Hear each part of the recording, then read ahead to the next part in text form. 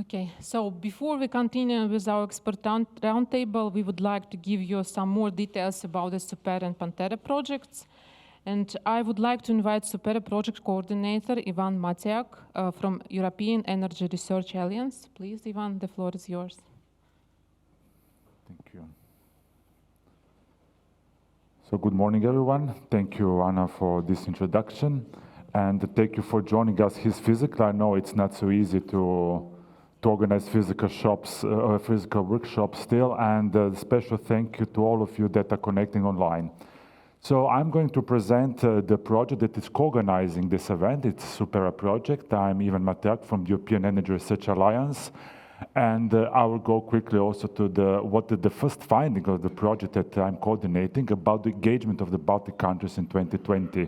I have more or less the same numbers that have been already given this morning, but with different, let's say, from different perspective, which of course calls for the more, let's say, robust engagement of the 3 Baltic countries in the Horizon 2020.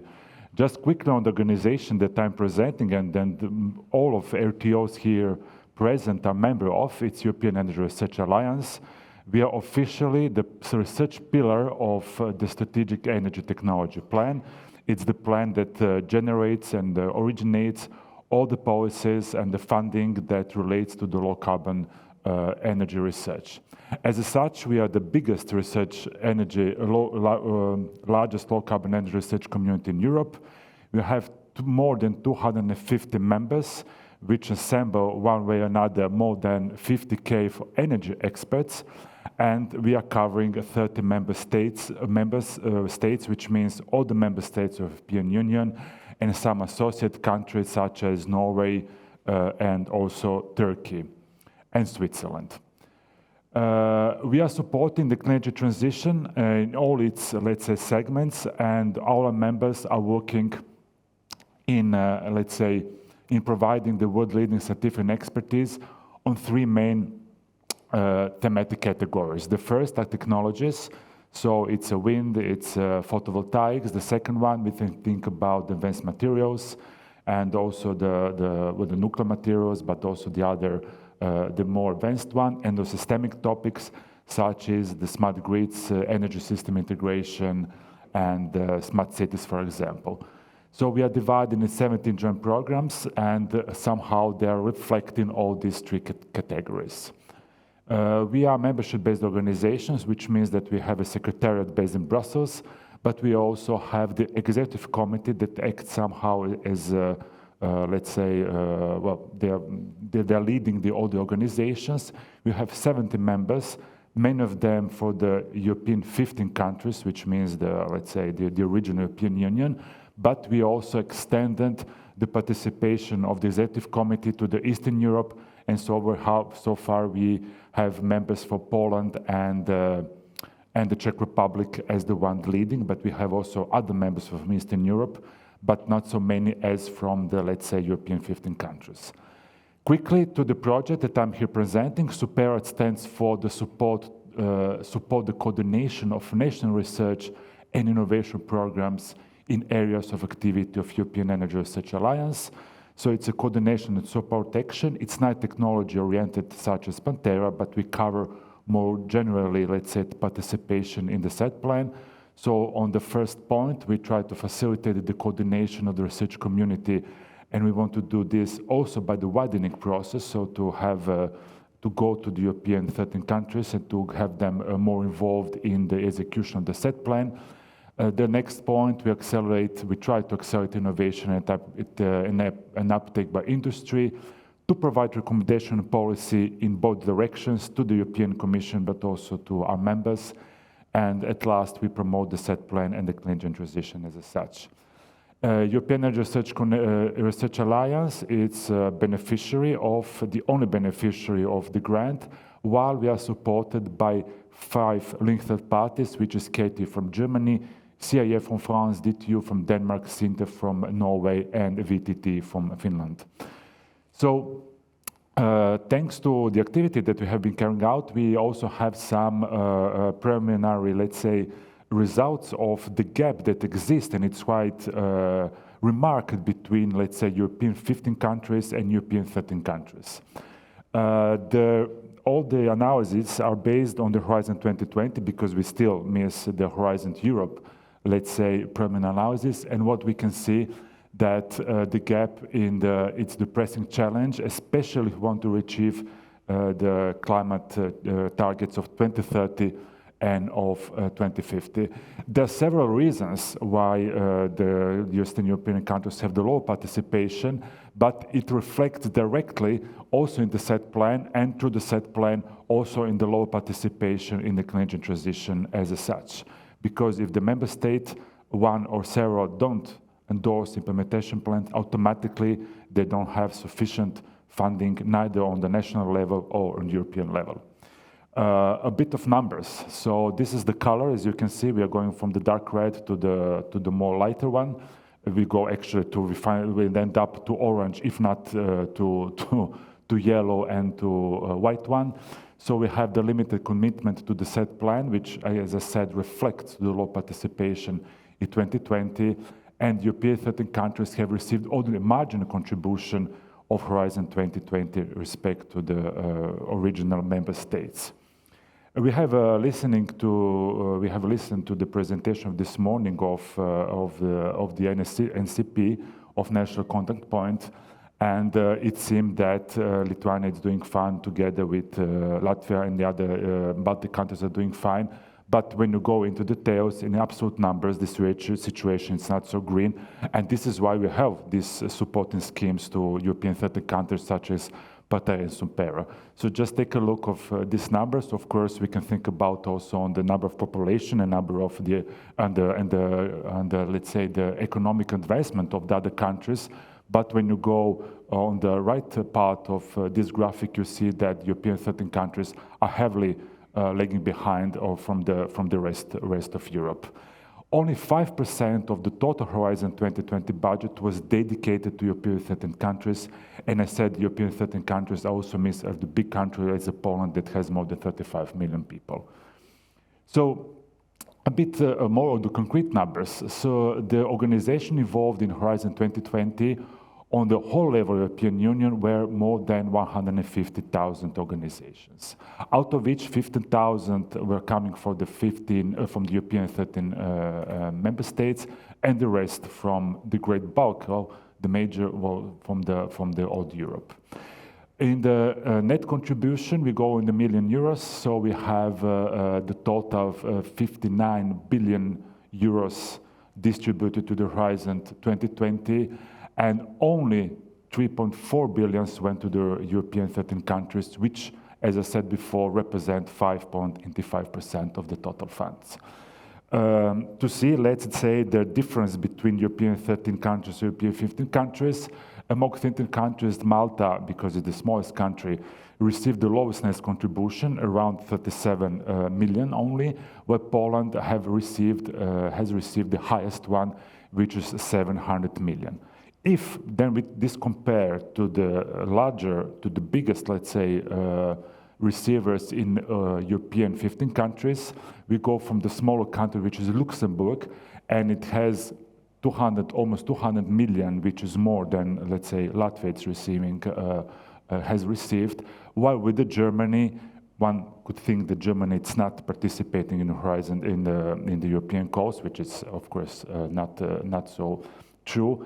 It has received 9.6 billion. So if you see the difference between the Poland 700 million and as the biggest European country and the biggest European 13 country and biggest European 15 country is Germany, we have more than 10 times budget consumed.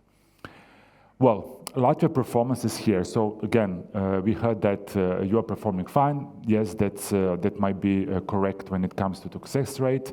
But when you compare these numbers, you see that much more can be done in the future with the Horizon Europe calls, and specifically with the widening calls that are going to be dedicated to Latvia, but also to other countries. Just to take the numbers between the signed grants, Latvia 424 compared to European 13 total, which is more than 6,000, and it represents less than 0.5% in the total grants. So yeah, the numbers are here, so it's really something that can bring us to think how we should improve the participation of all European countries, not just Latvia, in the let's say, future Horizon Europe. With the net contribution on the 140 million, I saw this morning 130 million, let's say the amounts given by the national contact point, but again, we are somewhere here and doesn't exceed more than 0.2 of dedicated funds for the Horizon 2020.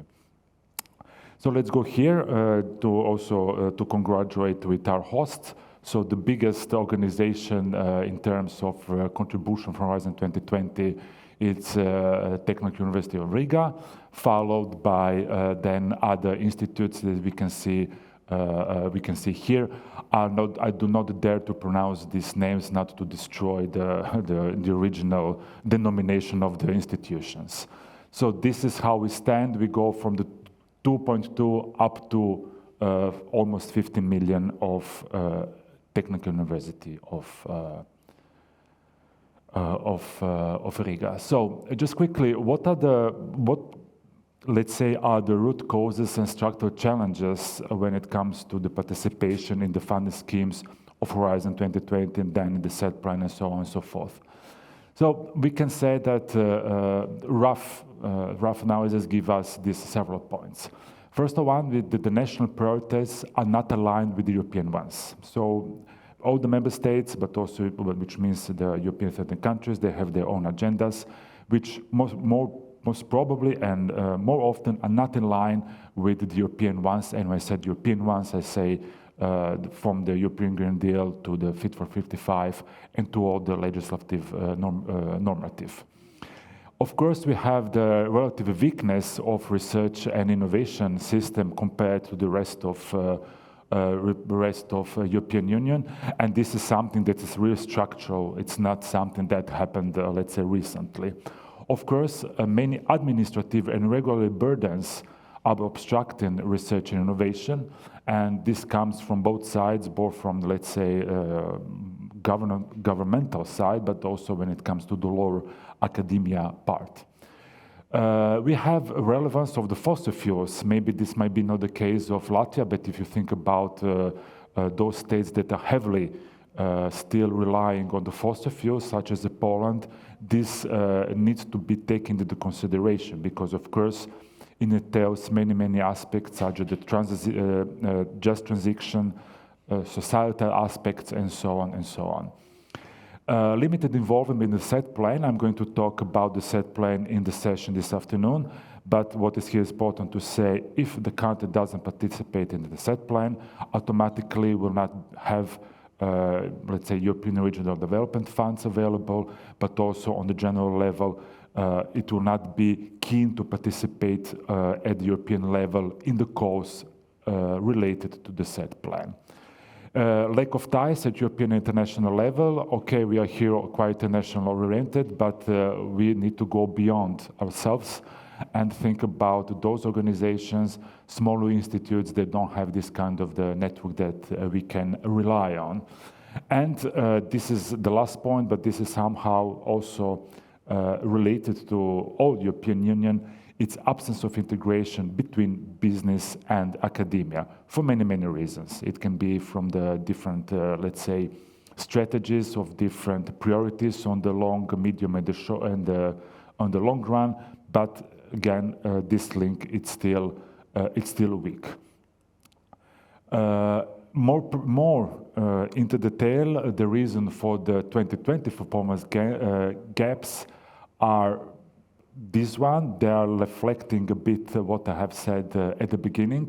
I will not repeat them, but again, it's a relative weakness of the R&I system, relative lack of scientific excellence institution compared to European 15, and the lower quality of proposals, which when you see also the results of how many grants have been signed, bring us to this conclusion.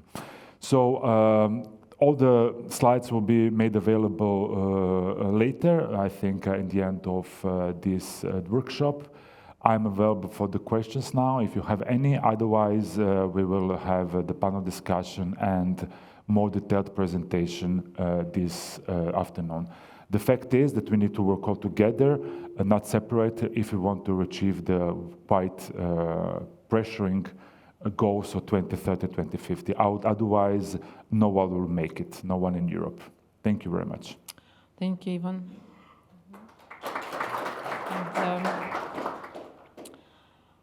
So the situation for Latvia maybe not so good, but we have a question for you. And can we urge EU to come up with some special separate calls and funding for those low-spending countries to boost up their R&I activities?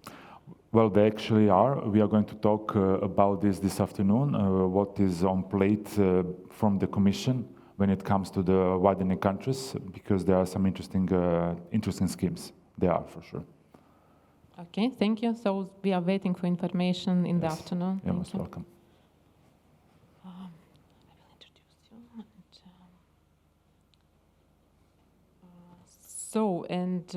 As the next speaker, I would like to invite PANTERA project coordinator, Dr. Venizelos Eftimou, PANTERA coordinator from the 4th Research Center of University of Cyprus. Please, Venizelos.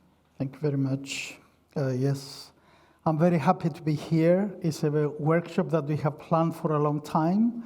We wanted to be here because we consider these Baltic countries very, very important in this process that we are aiming at. I think Ivan has already indicated that in his presentation, why it is important for the whole of Europe to work together in this energy transition. And we, as a project, the twin project of SUPEERA, the PANTERA project, is aiming to put together supporting processes to help research and innovation throughout Europe, and trying to bring on a common footing the countries that Ivan has already indicated that are low in activities in research and innovation. We have seen today that there is a lot of activity, but not adequate to work together and really push things to change in order to be supportive to the energy transition process that Europe wants, and we know very well that we need to speed up the process. So we, as PANTERA, we are the project that brings together these partners, and we are situated mostly from countries coming from the low activity countries, but we have Norway with us to give us their best practice approach as to how to solve and approach these very challenging processes. We know that we are in the energy transition process. We know how important it is. We have felt it in the recent months. Why it is important to move away from external dependence and try to generate the use of local resources in the best optimal way for the countries involved. So to ensure sustainability and secure the affordable energy supplies in the European Union, and a fully integrated grid and energy market is required, and we know that there is a lot of activity happening in this process, but a lot more is required. We have heard a lot from colleagues of Latvia, Estonia, and Lithuania here this morning, and we are very happy to see that there is activity, quite important activity, but we need to strengthen it. And that is why, through the PANTERA process that we are putting together, and why we are putting effort in this direction, is that we want to help. And we want to help, and you will hear a lot more things, how we are approaching this help towards you and to the rest of the countries that are low in their activity. And we would like to see our stepping in as an important contributor and help in this direction. We want to strengthen the involvement of all countries and in moving together. And of course, as already indicated, we would like to bring a better cooperation between the academic world and industry, because one country, if the research and innovation happening in a country is not working together, is not responding to the needs of the local industry, I think there is a big mistake there. And so we need to do it together and walk it together. And so what we have done, we have brought together the ERI platform. The ERI platform, we are going to talk later on a lot more about it. But what is important is that the ERI platform is trying to bring all the knowledge in Europe related to energy, smart grids, local energy systems and storage, and not limited only to that, but a lot more, to bring them under the same umbrella, being available and being accessible to you.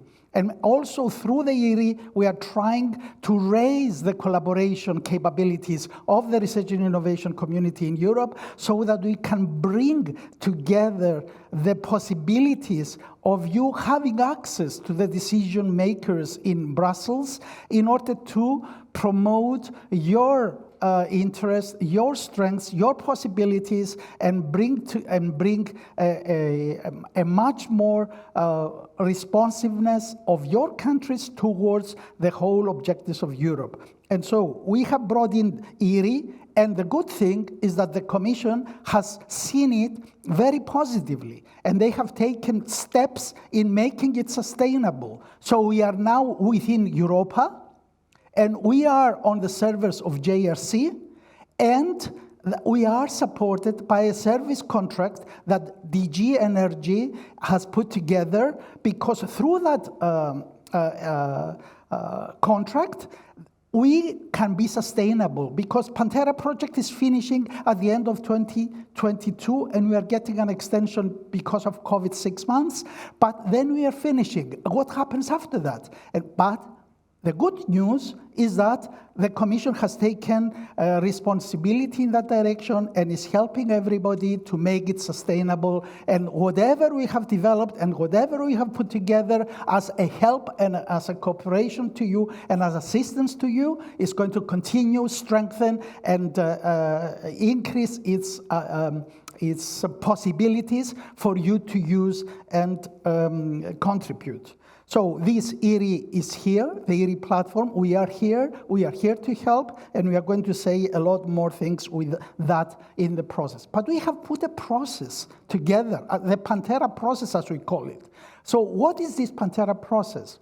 Apart from the ERI, but ERI platform needs feed-in information, feed-in processes, feed-in tools. Who is doing that? We have put together 5 active working teams that are working within ETIPSNet. We are coordinating and contributing through ETIPSNet, through Working Group 5 of ETIPSNet. We are working together within these 5 teams in order to develop tools, solutions, methodologies, and these are constantly updating ERI in order to make it more responsive to your needs and requirements.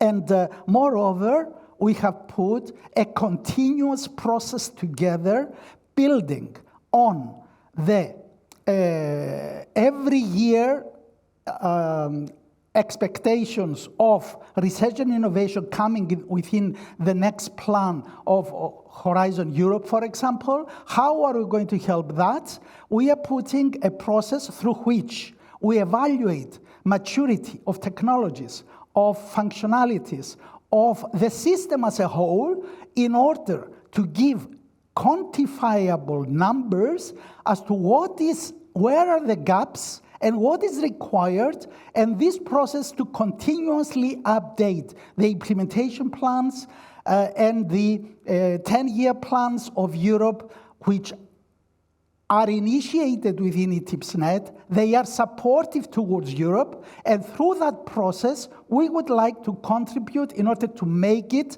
more let's say, realistic as to what is required and how this is going to help the evolution of the technologies. And this is going to be available, and you can contribute through that. The process is there. We are going to make it available to everybody. We are currently testing the tools we have developed, and this will come back to you in order to be participant in this process to support this PANTERA process, as we call it, because it's your process, it's your input as experts that will make it really decisive and helpful and be listened to by the Commission. So we are ERI, we are here to help, and this is just a very introductory into ERI and the PANTERA process that we have put together. We have another session after that we are going to talk a lot more about it, and please feel free to come back to us to any questions that you have. Those to be on time. And I have one question to you, but I hope the answer will be short. So how has the European Commission taken action to make this platform sustainable? Can you please specify? Yeah, well, the Commission, because they have understood the value of the ERI platform by putting together all that work that we have developed in order to make it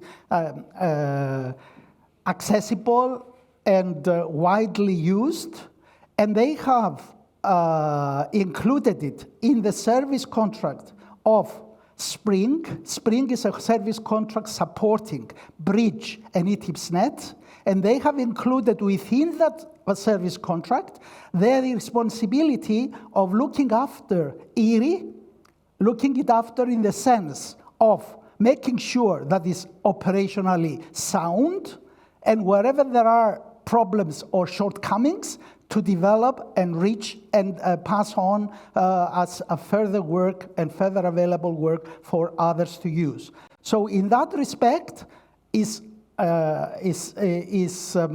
hosted within the JRC servers.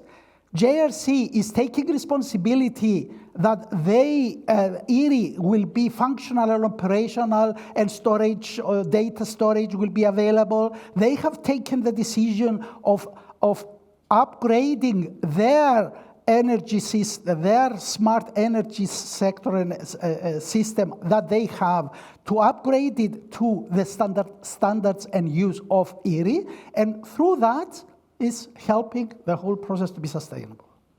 Okay, thank you. We have another one question, but I hope that we will have time to answer this question a bit later. So now it's time for the roundtable and discussion, and I would like to present to you our moderator. Is a PANTERA project partner, Dr. Paula Carroll, from the Center for Business Analytics, Energy Institute Management Information System Department, University College Dublin. And the speakers, Anton Kucuns, Jeanette sorry for not pronouncing your surname, Karl Cook, and Irina Alenikova. Okay. Do you need any assistance to change slides for the poll? Maybe you may not change. Okay. What do you want to stay there?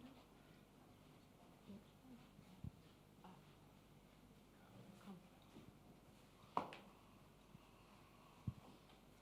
Please take microphone.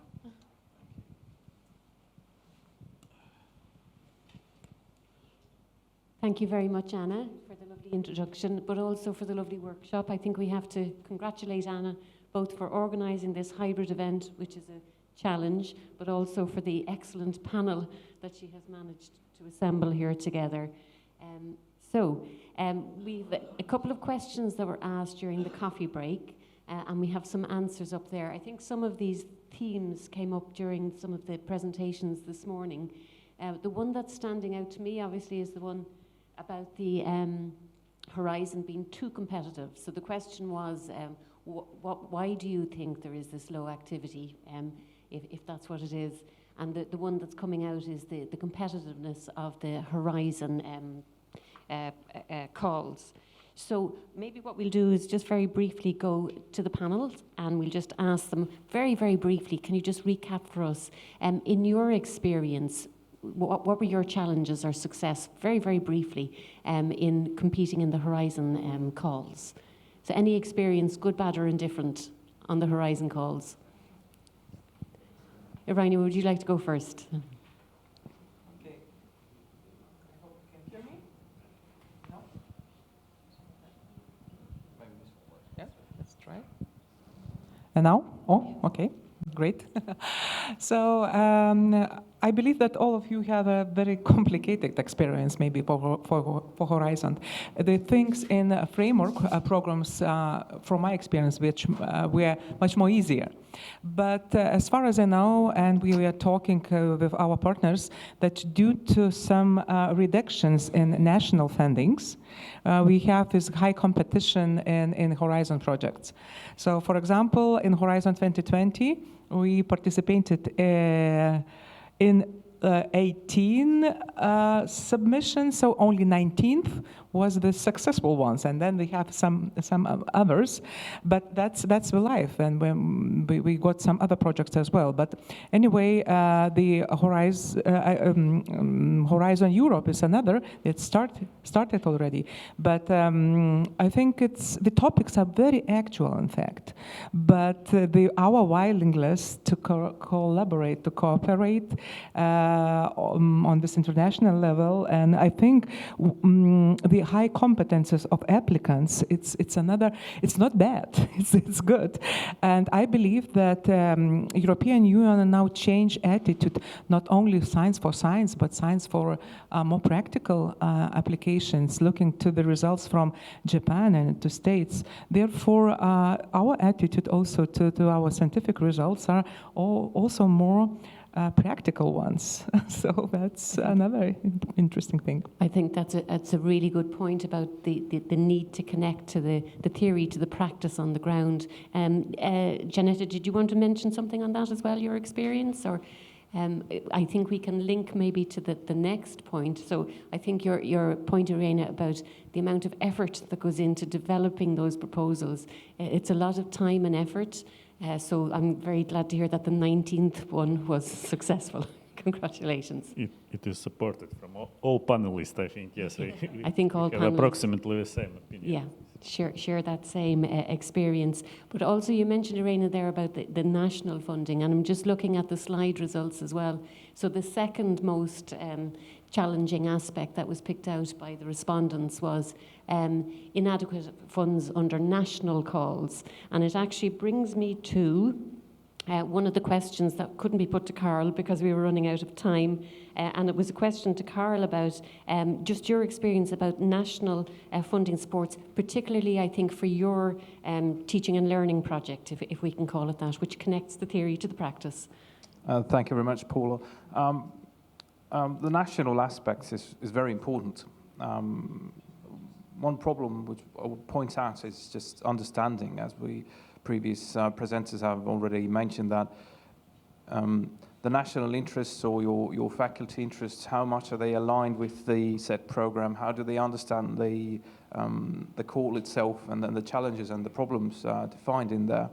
But from the national point of view, I mean, especially if we look at the Baltic States, if we look at the energy grid itself, it's the general understanding is that interconnections are really important.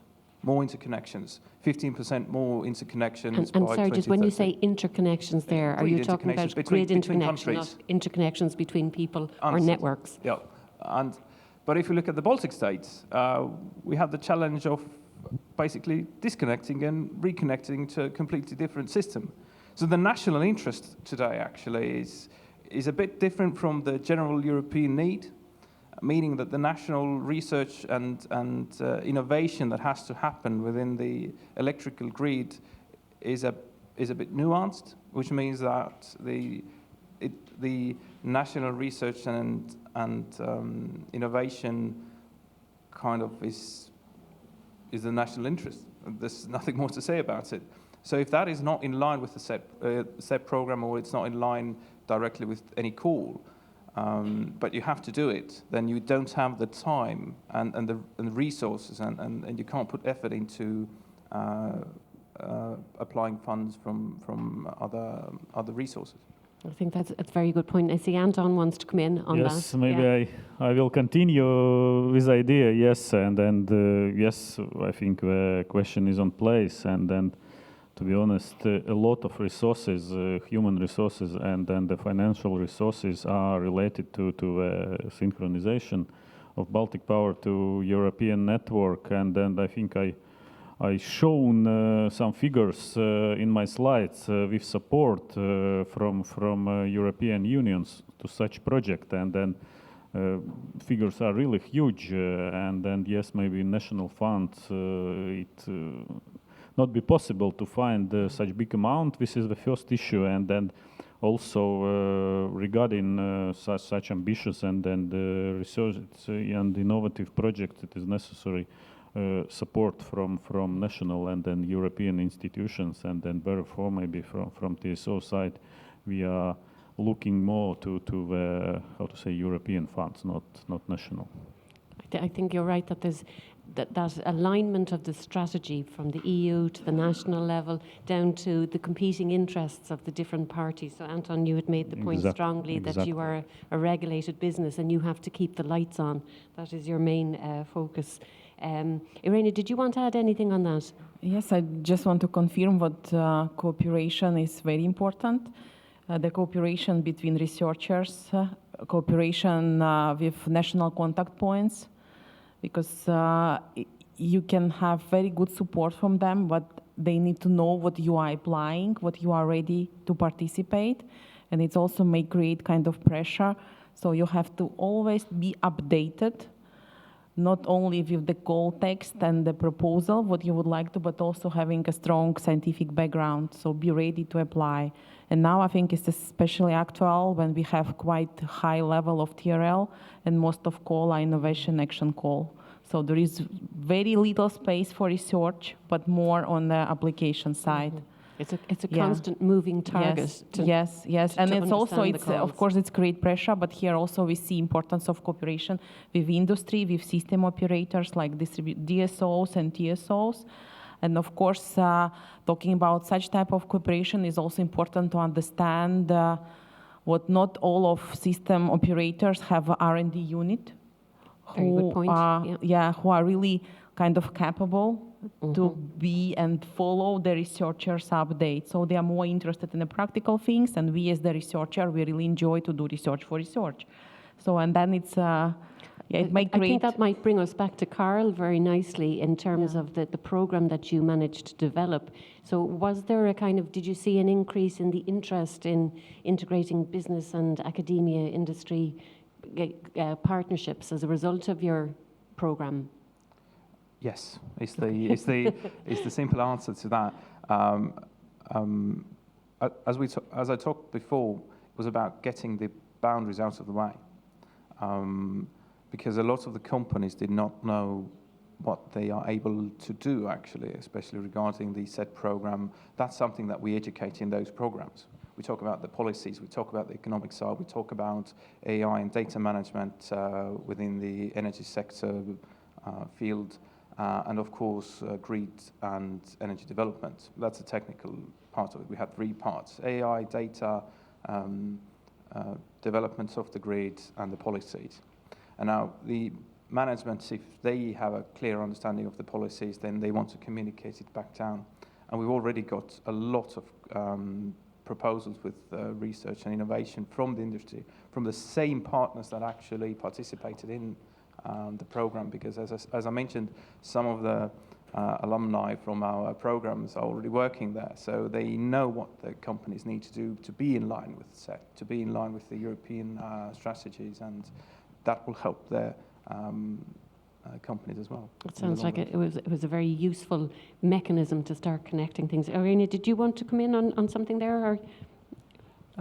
Yes, I agree that the growing up or growing competences of our industry and preparing our students to work in the industry in a more systematical way, understanding the importance of research. And I should say, then we are talking with different industries, like 10 years ago or something even more. So we say, oh, research and development, what does it mean? Why do we need this? And nowadays we are looking for this systematical and research solution for their problems. So that sounds nice. And another, I think, good experience to attract our industries to participate in the research projects is also to explain how to prepare the proposals. So this is another big issue.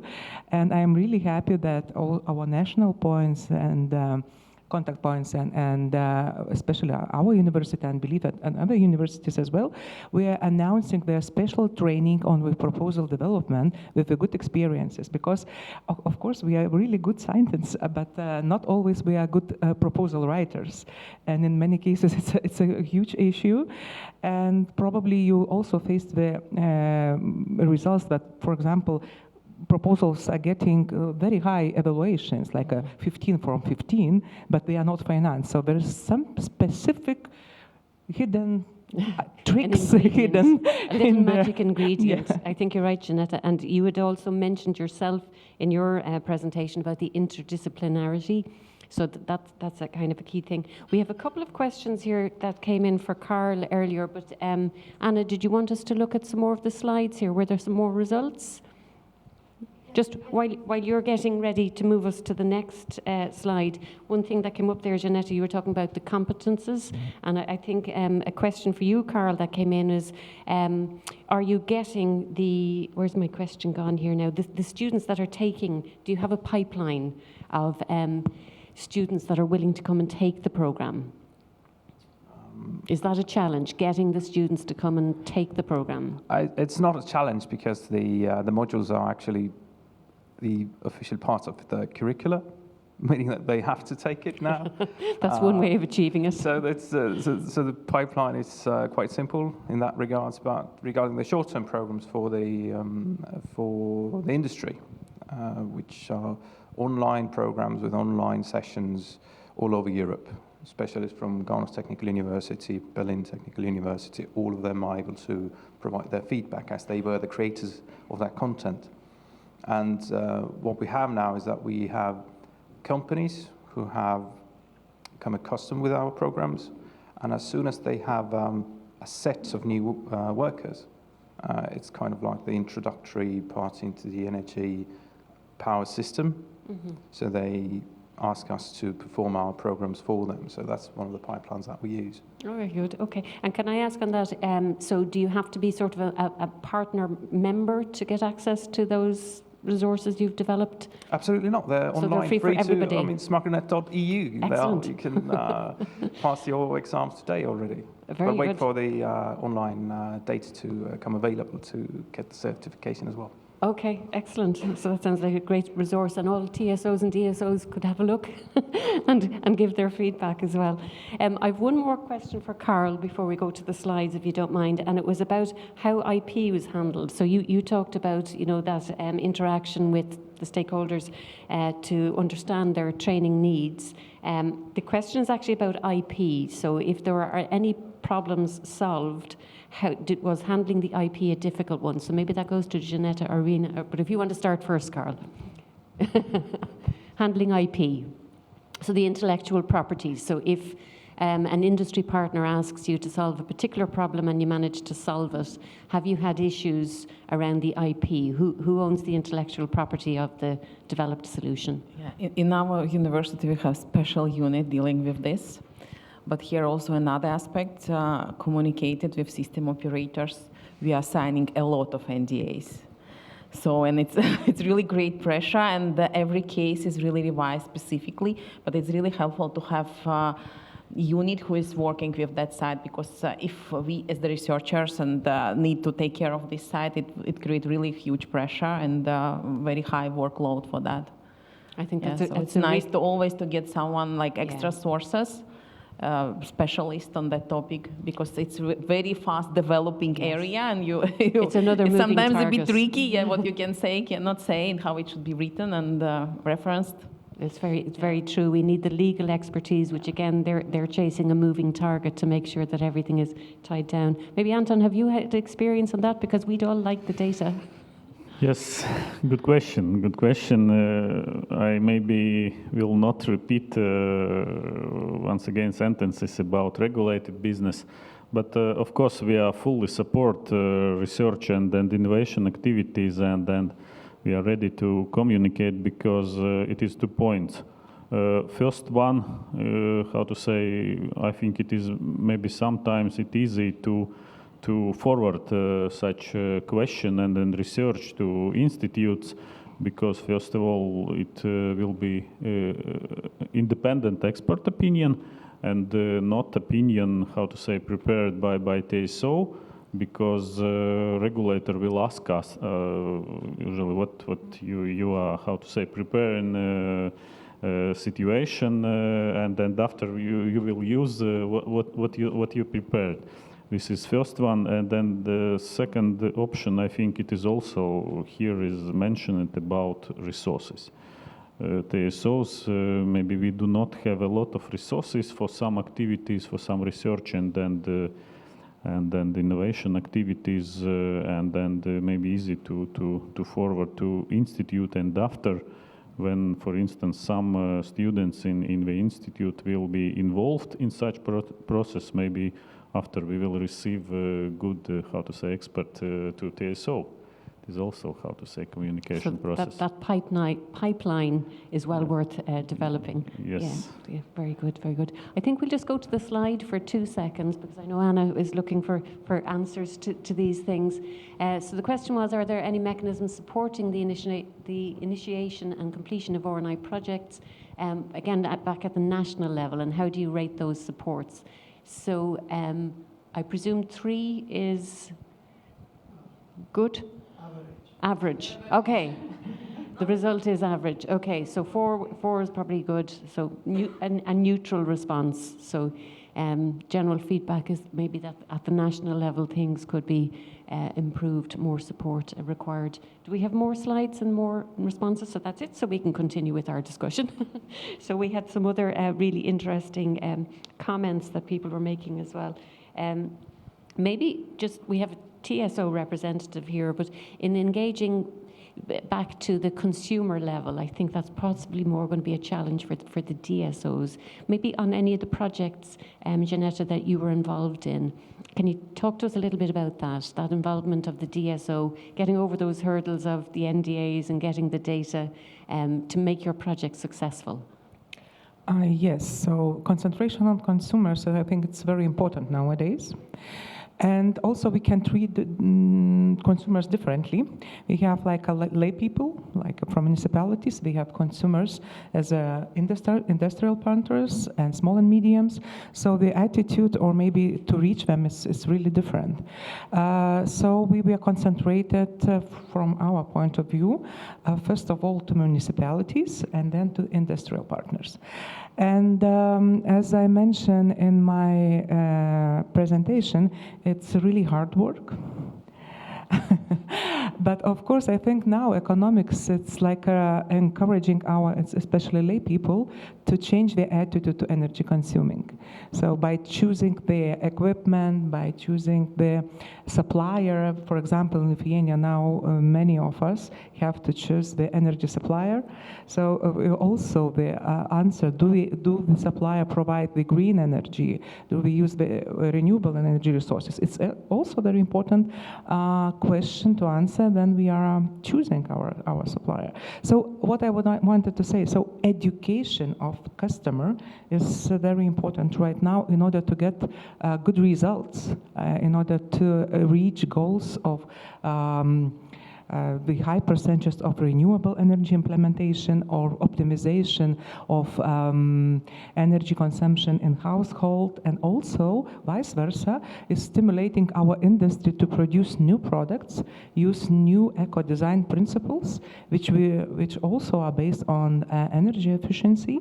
So the choice of household equipment is also highly depending on the efficiency of the equipment, I think. So saving our money, it's very selfish, I think, this choice, not looking sometimes not so much to this nice ideal things, but also is based on the education from my point. I think you're right that education is going to be the key. So I think Carl has kind of tackled it from the engagement at the industry level and the continuing professional development for the industry people. But I think it's a challenge we have our students, our enrolled students, and if you make their modules core, they have to take them, as Carl says. But how do we reach the ordinary energy citizens? So the EU talks about energy citizens. Maybe a challenge to the panel would be, what's your definition of an energy citizen? That's a hard one, maybe. It's really hard to answer. But in fact, I think it also depends on the society part of society would like to reach. It's a different channels for communication. As I said, they are introducing new equipment. Is one thing. Also, there's some special actions on municipality level. Also, as was said, our students are getting some understanding. And also we have the TV, we have newspapers, we have also energy provider. Energy provider is also a kind of educator, I think, for our society. So, of course, one thing when you have this society from high-tech industry and the lay people, the channels to reach them should be different in order to have positive result. I think you're right, depending on the level of, is it an individual citizen, or if we can gather them into energy communities, then that we need targeted marketing, if you like. Did anybody else want to have a go at that one? Yes, I can add yes, it is absolutely right. But for TSO, it is also a big challenge, informing of society about data projects and other things. And I'm pretty sure bigger part of Latvian society don't know too much about synchronization. Or care. Of course. Unfortunately, yes. But yes, we are working with our communication departments, yes, to clarify people what it is, and maybe not sometimes directly to see from TV or from newspapers, because sometimes independent opinion of some of journalists is absolutely opposite when we have. But yes, it is big challenge for us as well. Big challenge. Irina, thank you, Anta. Yes, I just would like to confirm the importance of the education.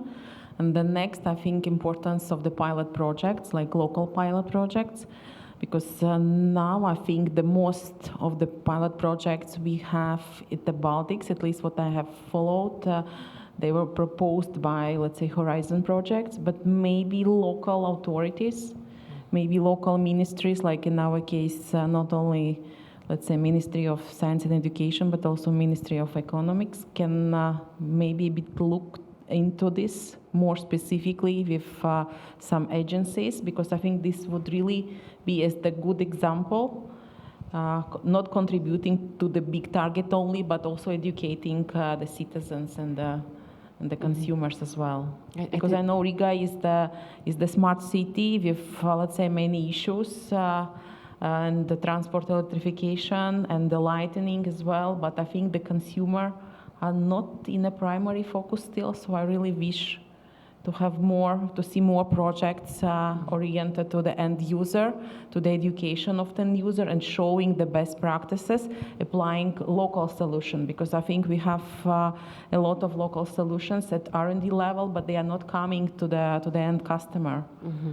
I think you're right. The visibility bit is really important. Exactly, yeah. Because when you're down at I think you use the term, Jeanette, of the lay person. So, the lay person doesn't know about frequency control.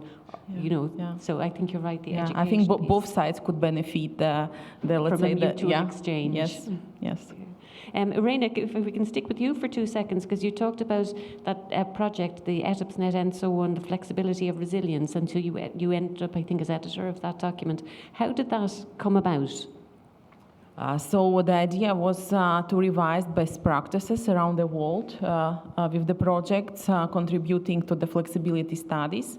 We have started this, let's say, cooperation from 2019 when we came with the first common work on a categorization of flexibility sources, really, let's say, observing and checking the flexibility potential across the power system. And then this is the last work is supported by, let's say, our international cooperation and also mission innovation. So not only Europe, but also worldwide. And the idea is maybe to get a bit more focus from the research and technology perspective to the energy policy area. So this is the kind of the first step, and still discussion and the common workshop with IEA is coming. But I think this for us as a researcher is super important, so we can get, let's say, more closer to the policymaker, to decision-making process, and see how our, let's say, theoretical findings can be, let's say, applicable in a real-world examples. Very good, excellent. So connecting the theory to the practice again. Yes, exactly. So I think, yeah, there's a lot of the challenges that we've kind of touched on in our discussion, and if we have time for one more, I'd like to go back to Anton, because you mentioned the challenge of people challenging planning applications and so on. So for those big infrastructure projects that take a long time, how did you manage to get the policymakers on board? You talked about a scheme that they used to make it a priority. How did you manage to achieve that? You mean which fund or project is, how to say? A national interest object, I think you called it. Okay. Yeah. Yes, it is, first of all, it came, how to say, from communication with society. On the beginning, because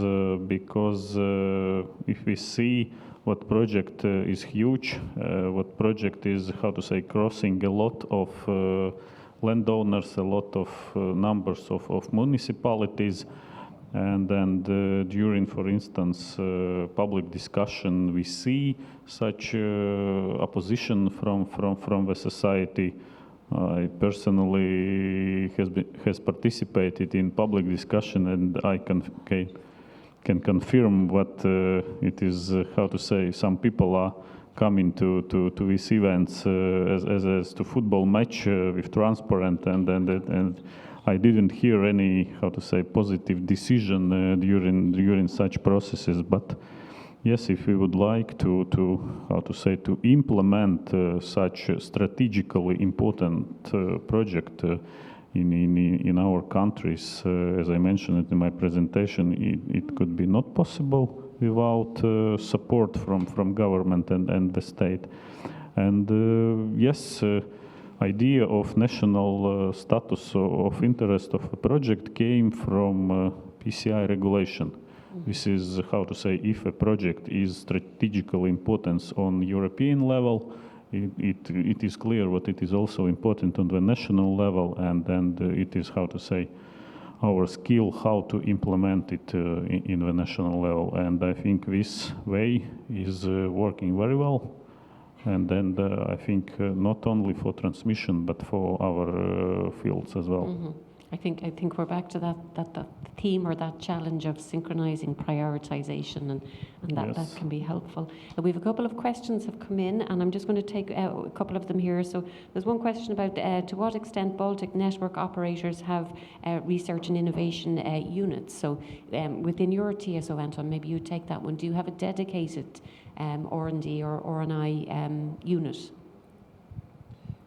Not to put you on the spot, but you're the only TSO here. Maybe I didn't understand finally the question. Does your company have a dedicated research and development department? Yes. I am from this department, yes. You're the head. You're the head. Yes. That's a good one. That's correct. Yes, of course, we are also, how to say, interested to go in parallel with, how to say, world activities, and we see what the situation is looking, and then, how to say, pushing us to do all these research activities as well. synchronization is the first priority in TSO. The next priority is, renewables connection to the network, offshore connections. It is also, and then to be honest, maybe at this moment we do not have a lot of information and experience with all these activities in the past. And then, yes, we are, we are learning as well.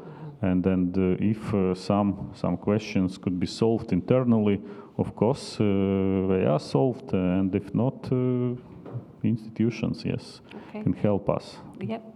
So the answer is yes. The answer is yes. The other question that's coming in here is, can governments have an influence in the case of state-owned network operators? But I think you've kind of answered that you have your priorities to keep the lights on, but you also have your R&D agenda that aligns with the national strategies and so on. Okay, we have a couple of other questions as well. A general one, and this one is around energy communities. So it's a general question. What can be done to boost the introduction and development of the Baltic States?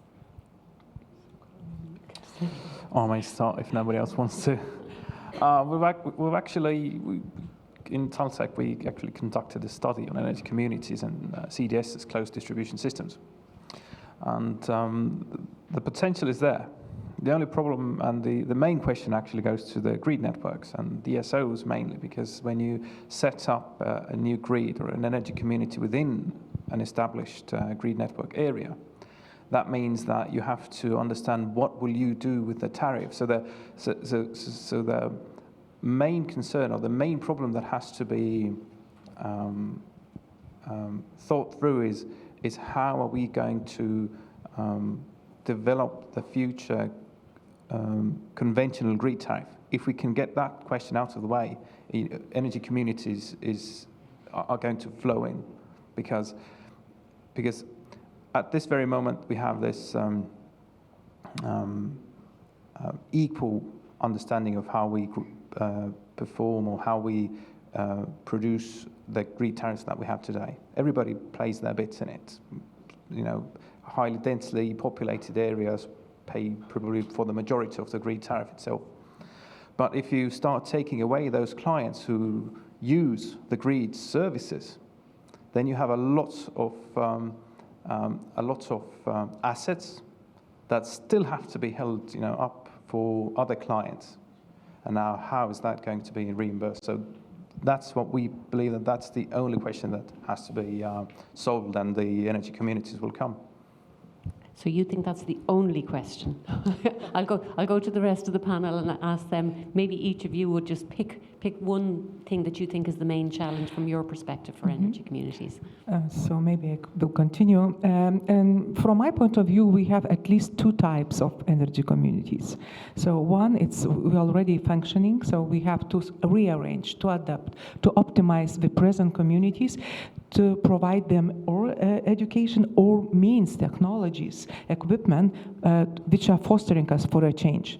It's one thing. And another type of, it's a new communities, like a new suburbs we are building, we are fostering for our citizens, because up to 20, 50, 70% of the population will live in cities, so as is forecasted. So we can create the infrastructure for our communities to stay in. So recently in Expo 2020, I met this and saw the Sustainable City Dubai. They provided the infrastructure for energy, mainly for energy. But what was interesting, only 20% of Emirati stayed in that city. The main are newcomers from other countries. So it also depends, I really stress, on education, on understanding, and also on infrastructure, which enables us to become the energy community. So to create the possibilities, that's also very important. Creating the opportunities. Irina, what do you think? Yes, I can just share experience of my colleagues. I think here is also important to cooperate with social science and the social scientists in this issue, because the topic of the business model maybe could contribute to this as well. So more specific design solution for the application, like tailored solutions. And then from the, let's say, university and educational perspective, I think we need more PhDs in this topic. I think it More could be very PhDs. helpful. Yeah. Okay, the answer is more education, more training, more PhDs. Anton, just to recall, you had talked about in your presentation about the system frequency and having to use CHP and gas and the minimum threshold and so on. So to you, energy communities, will that make it much harder? Difficult question at the moment, yes, because how to say, as you also see, what situation is changing, how to say, each day, and then it's changing dramatically. Of course, all energy institutions and companies are interested, how to say, to solve this situation on a better way.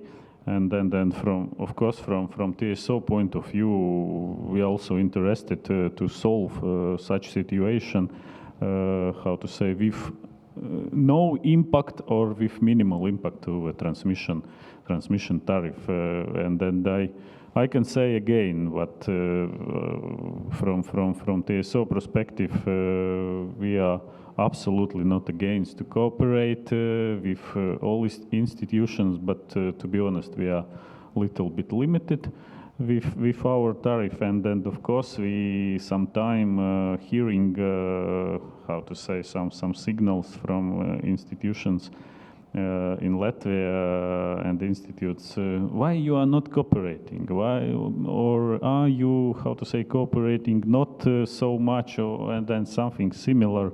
We are absolutely open it, but in any case, in the future, we will go to, how to say, to our owner or to our regulator to prove is it really necessary, how to say, to provide and then provide by these costs. But yes, how to say, I think all of us, we are from energy field and then community, how to say, is necessary. I think we understand the challenges that maybe ordinary citizens mightn't understand quite so well. Maybe we're coming up close on our time, so maybe I'll just ask each of our panelists to think about all the challenges and things that we've heard of today. If there was one fix that you would like to propose, one thing that you would like to see done to improve things, what would your wish be? So I'm granting you each one wish. What is your wish? Who'd like to go first on that? I may go first, Paul. Thank you, Carl. It's clear that during the almost now past 3 months, the crucible of energy transition has been met, basically. And I believe that it's not about fixing it, it's about maintaining one's head, maintaining, Europe's cool-headedness, meaning that whatever we have planned, we shouldn't hesitate, even though challenges have risen over the past days. And as Anton's mentioned, we have changing situations every day. So what I wish is, and what I hope, and I know will happen, is that the European Union will prevail in its policies, with its policies, and the energy transition will not be stopped. It might be halted for a short time, but it will not be stopped, and that's something that I do hope. Thank you. I think excellent insights there. Yeah, Janetta, would you like to add something? Yes. In fact, it's a really hard question. Sorry, I shouldn't have put you all on the spot just before lunch. Yes, but I think there is no one solution for all. So the only maybe thing I would like to suggest and to foster, because the energy is not like a one ministry or one call scope. And as for my experience, it's high collaboration is needed. Ministry of Economics, Ministry of Energy, Science and Education, Ministry of Finance. So if we will see this interdisciplinarity, systematical approach, which foster us to join forces and not only human sources, research sources, but also financial sources, not to split to small projects, but elaborate to connect, that would be really great, because and maybe you also experienced that there is a specific call in Ministry of Economics, a specific call in Ministry of Energy, specific call in Ministry of Environment, and so on and so on. And then you would like to join, it's not possible, in fact. So I really, ask maybe for more dialogue, for more collaboration between ministers, and of course for different areas of research as well. At the national level, that some of the calls would be more multidisciplinary or interdisciplinary. Yes, because the problem is also interdisciplinary. It's energy we need in all areas of our life as well. Thank you. Yes, I can continue and say what we probably need more local initiatives, starting with the education, like more interesting, maybe updated program from university, attracting more students, good students, also supporting the, let's say, exchange of students with, for instance, Nordic Scandinavian countries. Then, let's say, from the state perspective, cooperation and more open calls. Different type of calls, targeting R&D initiatives, targeting cooperation with industry and system operators. And then I think would be nice also to support it in a long-term perspective, not just in a 4 or 5 years having the nice development plan, but to make it more like a sustainable plan. Yes. Yeah. Yes, and not only on the slides with nice figures, but also with some maybe KPIs, so similar TRL levels. So maybe it could be also applicable so at that level. This is where the business schools might be able to help. Also to keep the pressure on other side a bit. Yeah, so as the wish list. Yes. That's the wish list. Thank you, Renia. Anton, have you something you'd like to add? Yes, after such good free opinions, I will be short. And then, how to say, my first wish maybe to energy companies and then to industry to implement and then realize such ambitious projects during very short, to be honest, timeline. And then second wish to society, how to say, to receive a support from society for realization and implementation of such project, including human resources as well, because we also see situation in the market that sometimes is very problematically to find competitive and good specialists, how to say, who can start immediately to work in NTSO as well. We're back to the education needs again, so connecting all of those dots. I think we're just up at time. Anna, thank you very much. So I'd like to thank all the panelists for their excellent contributions. Thank you very much, everybody.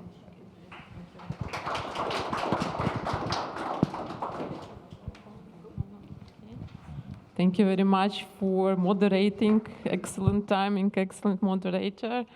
And I just, we have many problems, maybe many thoughts, and there is a possibility to share the thoughts using some instruments which already some insights already, some let's say highlights are given by our project coordinator, but now we will have a presentation from our colleagues. It will be team presentation about the ERI platform and the features and tools which can be used through this platform.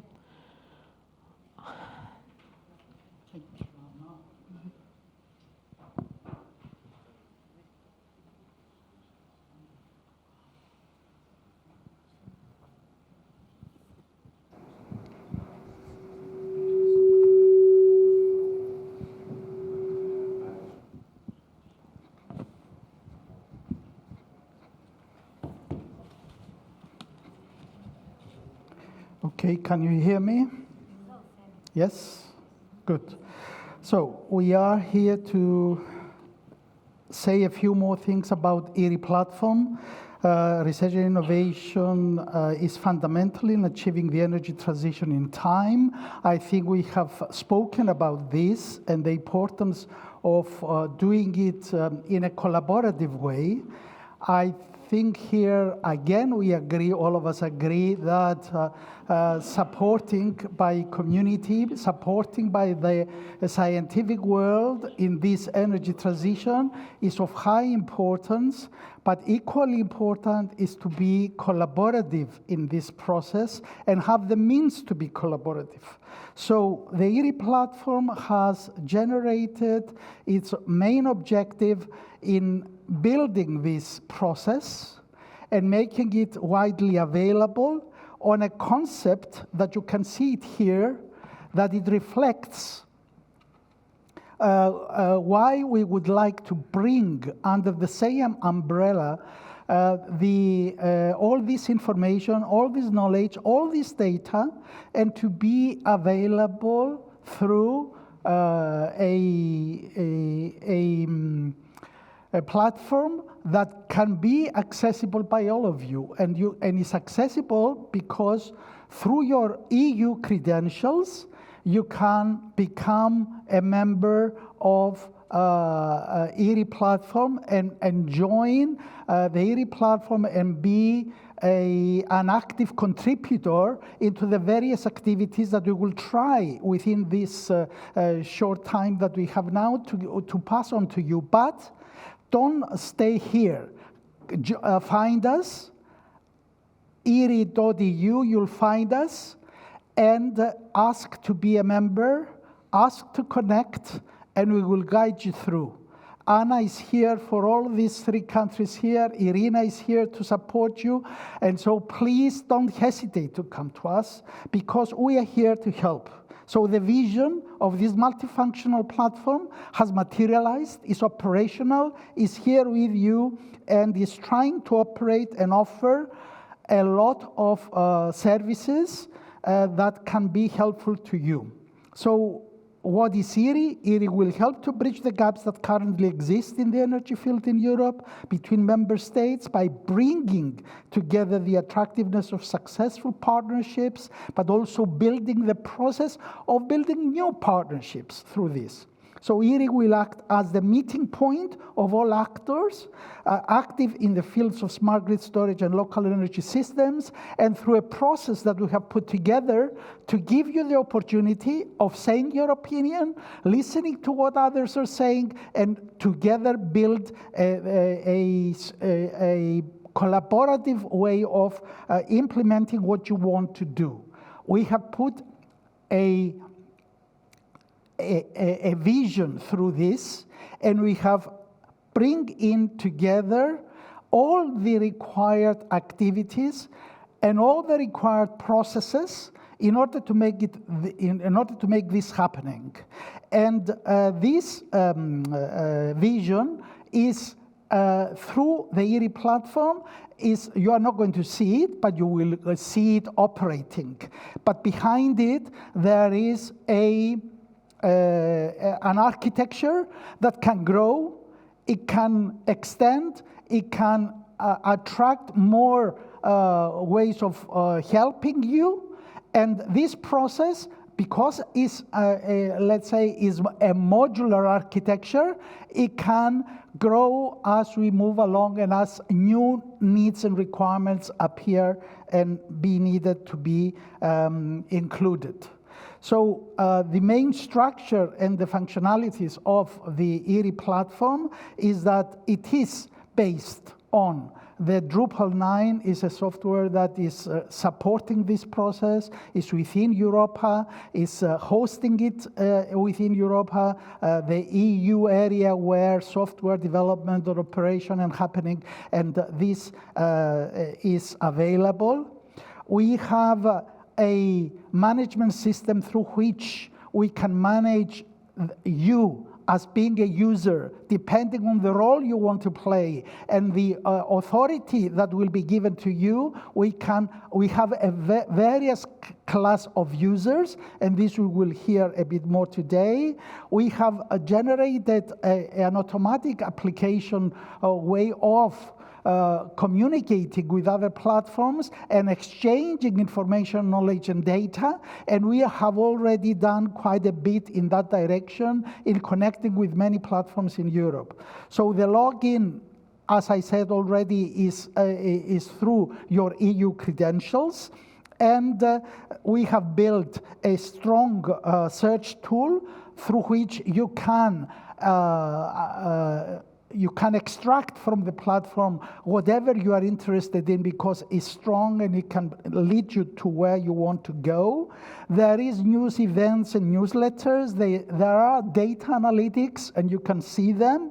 And there is a use case repository. We are going to build this. It's not ready yet. The use case repository is something that we are working on. And this is because we want to build processes that are helpful to the research and innovation community, and this will be on the network for you to use. So benefits of using the platform is an easy access to information on potential funding and consortium building. It's a central point for collaboration on the issue relevant to energy sector, and you will see further down how this collaboration is going to be built.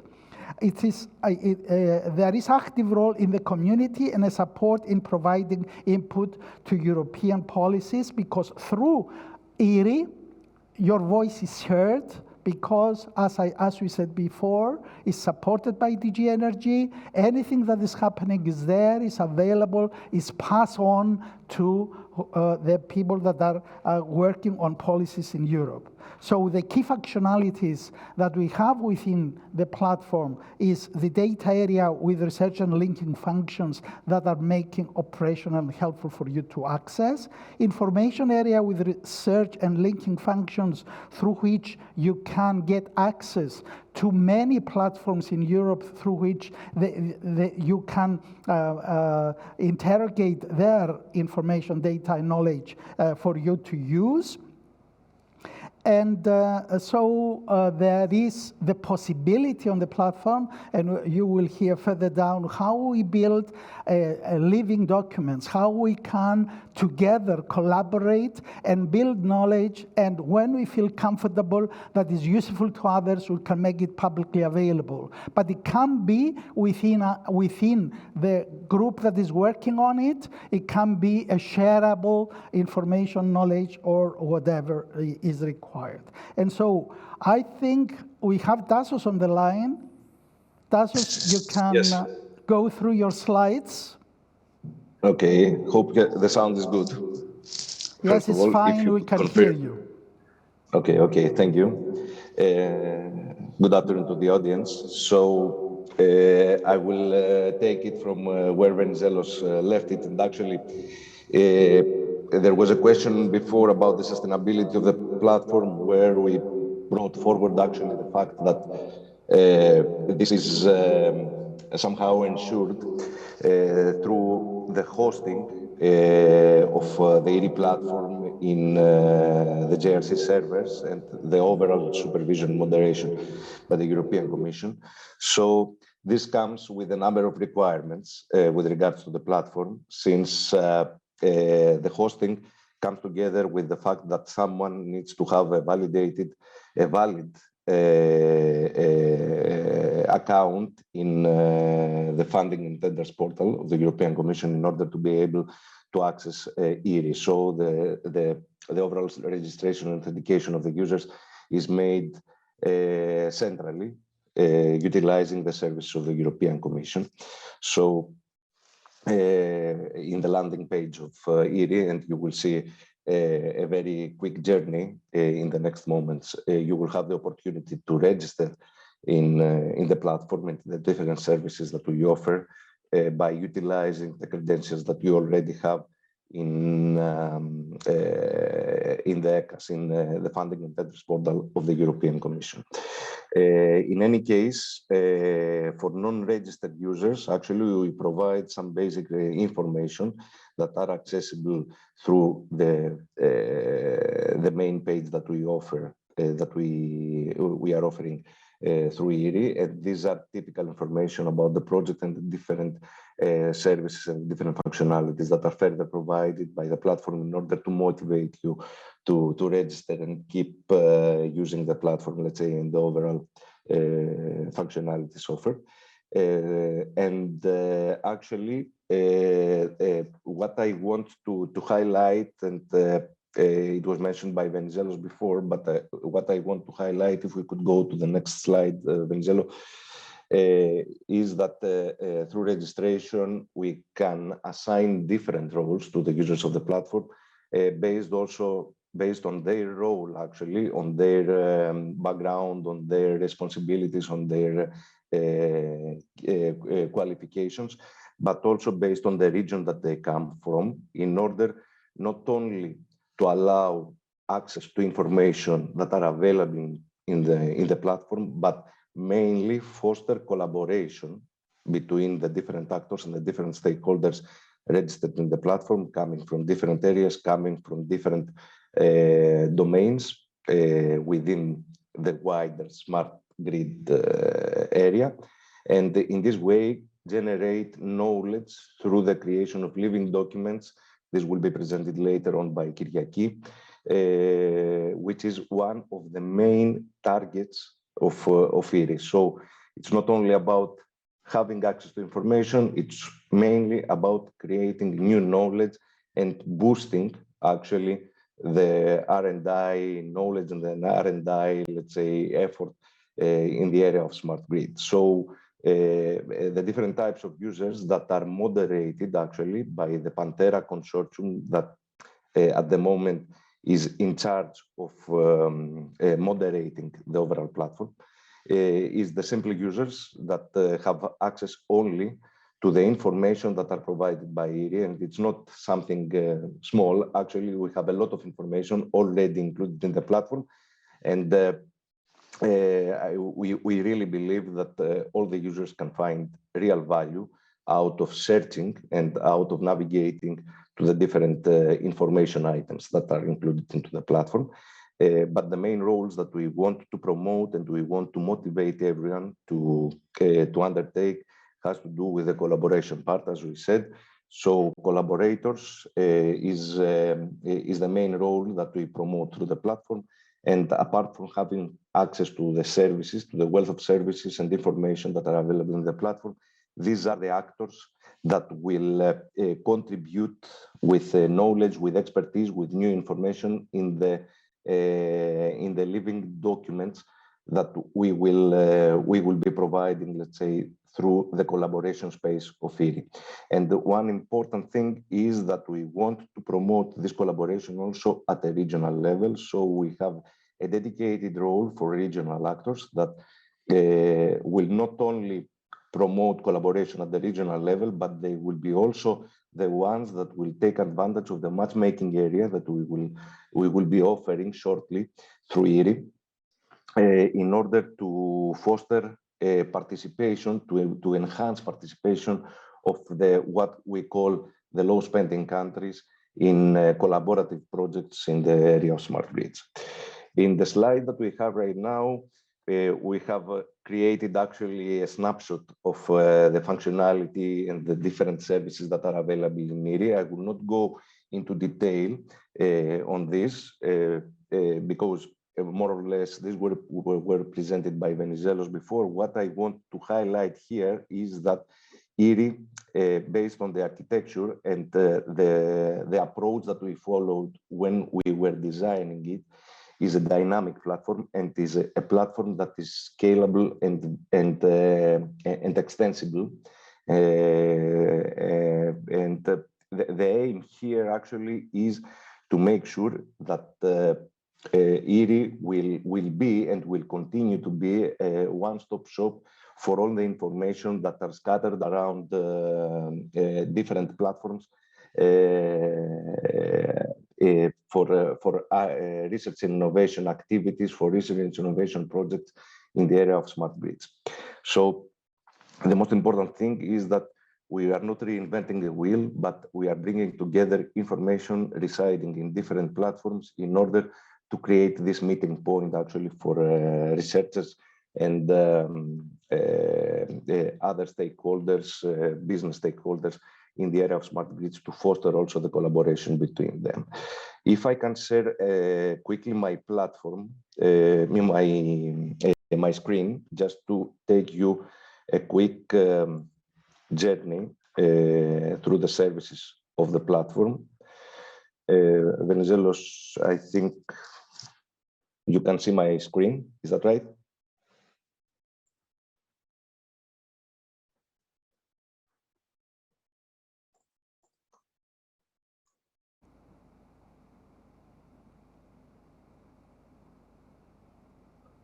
I don't have any sound. We can see it now. Yes, we can see it. Okay, okay.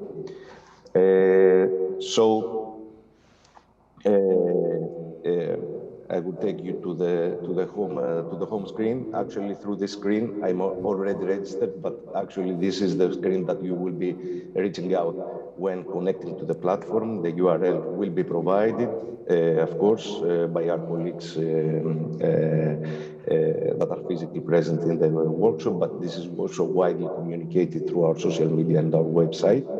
So I will take you to the search area just to give you an understanding and an essence of the look and feel of how the platform, let's say, operates and how you can use it. So in the search area, for example, if someone wants to search about a project, and this is the search tool that Venizelos was referring to before, which contains a lot of information and aims to facilitate a little bit the discovery of information, the exploration of information that we have available in the platform. So we are trying, let's say, to facilitate search by the application of several filters, several search criteria in order to take you to very refined results on what someone may be looking for. So if someone looks for a project, let's say, with regards to digitalization, which is one of the areas, let's say, that we are categorizing our projects in the smart grids, the results will appear. Actually, we have a lot of projects, as you can see, and of course, it is, we can take it for granted that further refinement on the search will be needed. So through this dynamic tool, you can apply several criteria, and by refining the research, you can find the project that is of your interest. The information from projects are coming from Cordis, actually. So we are not creating this information ourselves. We are just mapping and configuring several parameters that need to be applied in order to refine the search functionality. But most of the information come from existing sources right now. So all this information can be found in the project page information, where someone can navigate to the basic information about the objectives, the consortium, the different types of stakeholders that are involved, as you can see here in the project, in the consortium. And of course, if any documentation is available, someone can access this documentation through the ERI platform as it has been ingested by existing sources. Of course, information about the budget and the web page of the different projects that are available in the platform can be found here. And similarly, we have information about training programs. So if someone wants to find a training and education program, let's say, that has to do with a specific area, for example, we can apply a search parameter about integrated grids. Then we can filter out, let's say, a smaller portion of the education programs that we have already available in ERI. And of course, in this way, you can access, you can find information about the different modes, the material, visit the web pages of the education programs that we have already incorporated in ERI.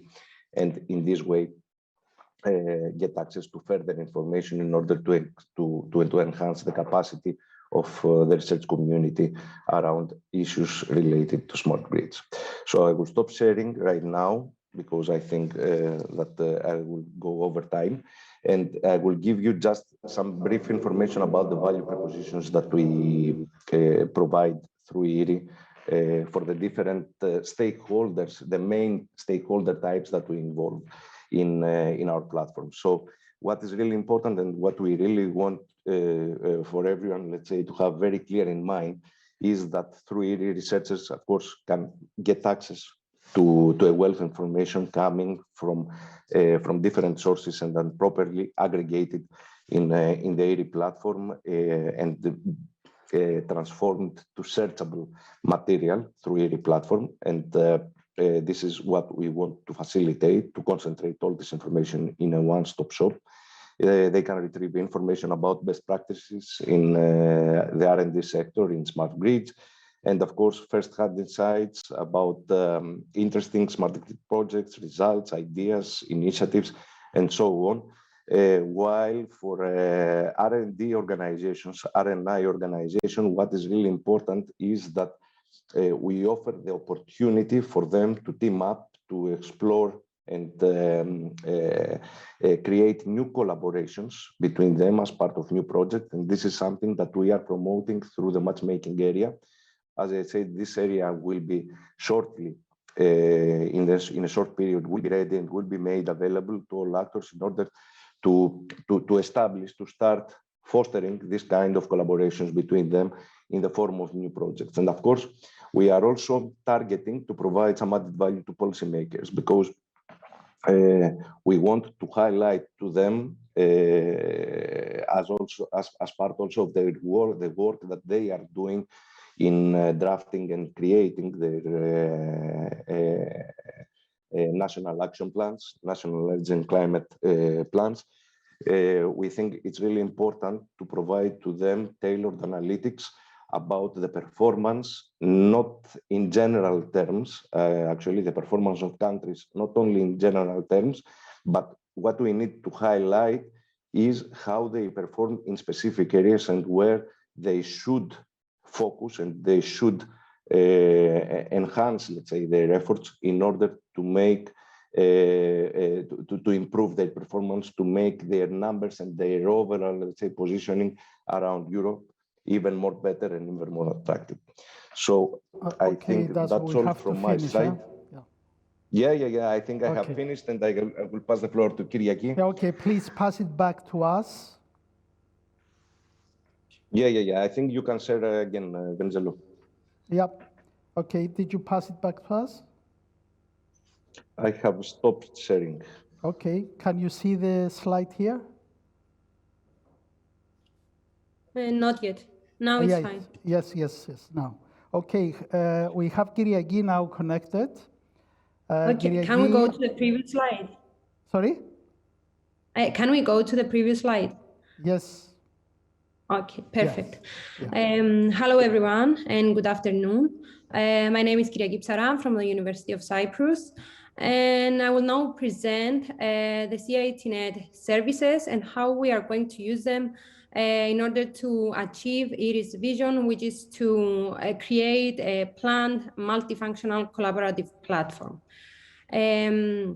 This platform, we aim to be able to unify European activity, to incentivize further investments in smart grid, to support access to exploitable results, and also to spark further work and cooperation capable of bridging the existing gaps.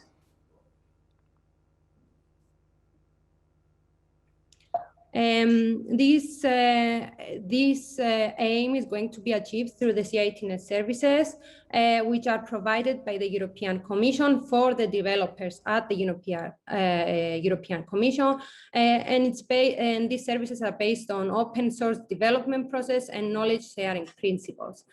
Some of the services that we are going to use are Butler, Jira, Confluence, and many others. Let's now start with the Butler tool. It's a service of CITNet, and it's a tool created to be used by IT project managers. Specifically, we have created a project through Butler titled ERI European Interconnection for Research, Innovation, and Entrepreneurship.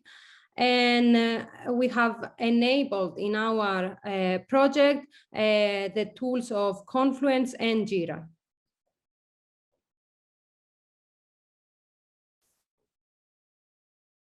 So as you can see here, we have Confluence and Jira, and I will mostly describe Confluence in this presentation. And through the Butler, we are also able to manage the users that we have in our project. This means to add and remove users, to add them to a specific group, and also to change their permissions on the tools that we are using. We are also able to manage groups. This means to create user memberships on different groups that we have, and also to create custom security of our tools. And now let's proceed to Confluence.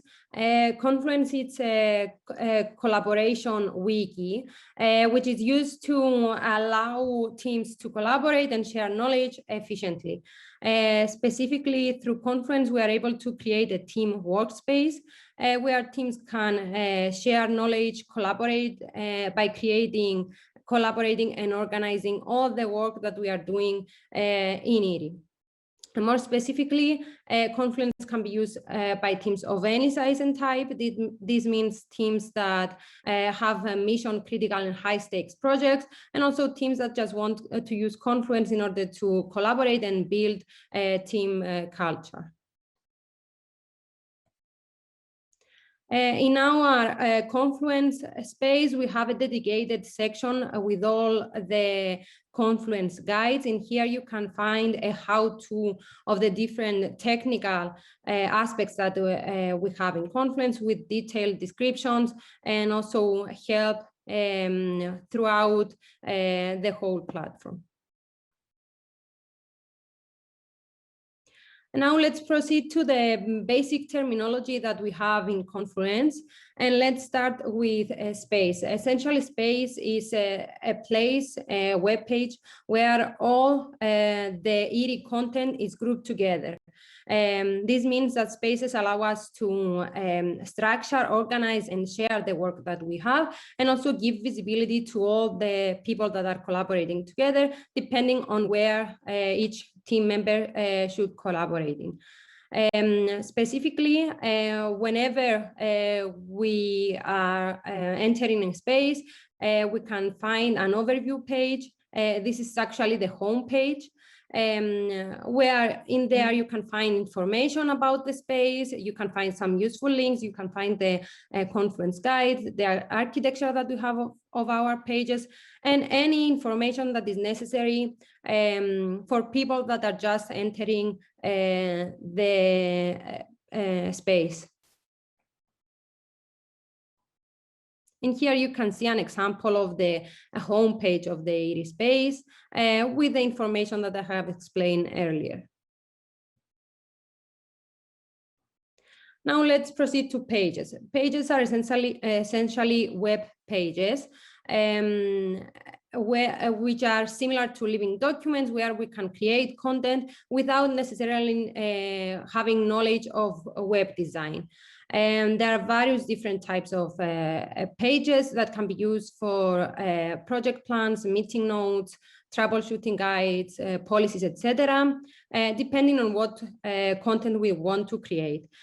Confluence provides us some already defined templates. However, we can create new pages by pressing the command create a blank page, where in there we can select the different elements that we want to have in our page.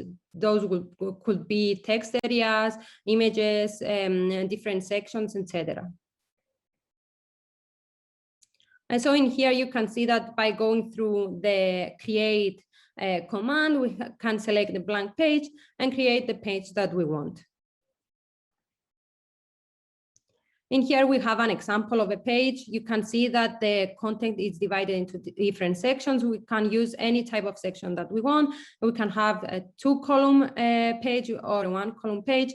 We can add images. We can add dynamic links, etc. Now let's proceed to the page trees. So on the left of each page, we have a page tree, which is essentially the hierarchical order of the pages that we have, meaning that pages are nested together under related pages, depending on how we want to structure the content that we have.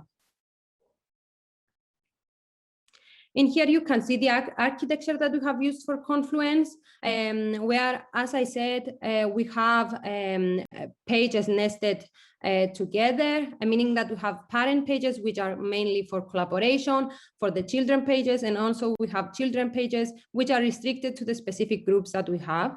So if we take an example, we can see that regional corner collaboration is a parent page of the different desks that we have, where each desk is also a parent page of the different countries that belong to the desk. So the country pages are restricted to only the people that belong to the country. But if we move further upwards to the page tree, the restrictions are lifted and all the countries can collaborate together under their desk. And then all the desks can collaborate together under the regional corner collaboration. Something similar is also done for Bridge and EdipsNet, where the rest of the pages are mostly used for collaboration of different teams. Now for the page restrictions, Confluence allows us to restrict pages for the teams or even individual users that we want to have access to the specific pages that we have. Project managers are the only people that are able to change these restrictions and also arrange the restrictions according to the needs of the team. And this concludes the presentation. Thank you very much for your attention. Yeah. Thank you very much, Kyriaki and Dasso, for your contributions to this presentation.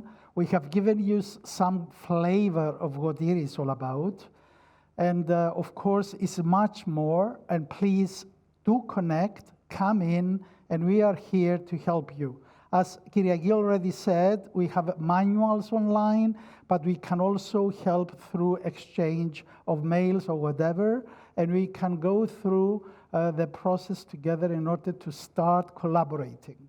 This is how it should be done. We would like to get people active in the regional corner, that we call it, in the collaboration area, through which we can build teams working together in order to produce, deliver, and give evidence to you how you can improve your success story in research and innovation. So this is the presentations that we wanted to say today. I think it was a long day. Thank you very much for this morning participation of you here. It is something that we are very happy to do it. We have moved the date 4 times, Anna, until we came to this day to have it physically with you. Personally, I'm very happy to be here with you because I have seen stakeholders of 3 countries here together, working together and trying to build our future together. And I think with the collaboration of SUPEERA also here with us, the set plan process is getting into a new era of collaboration and work and trying to give back to countries what they are expecting from the United Europe. And I'm sure that together we can build a stronger tomorrow for supporting our energy transition as we have envisioned it through the strategy of Europe. Of course, there are a lot of people that have helped today. We thank you very much for being here today. You spent your morning with us. We value it very much that you were here with us.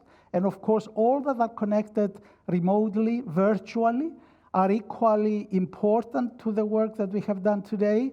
And I'm sure that we will all take back home something positive from this meeting. I think that from the angle of what we intended to do through this physical event here in Riga, in Latvia, I think I consider it a success. I consider it that we have done what we intended to do, and thank you all for contributing. Thank you, Venizelos. And of course, we shouldn't forget to say a big thank you to Anna and her team, because they have worked for a long time to do this. And of course, we shouldn't forget our technical team here, that I think they have supported us in an excellent way. Okay. Thank you very much. Thank you, Venizelos. Yes, and thank you, speakers, Kyriakitas. And so it's time for the lunch break, and please don't forget that we'll have many presentations in the afternoon sessions, which also can give some support for the R&I activities. Okay, let's meet in 1 hour. Yeah.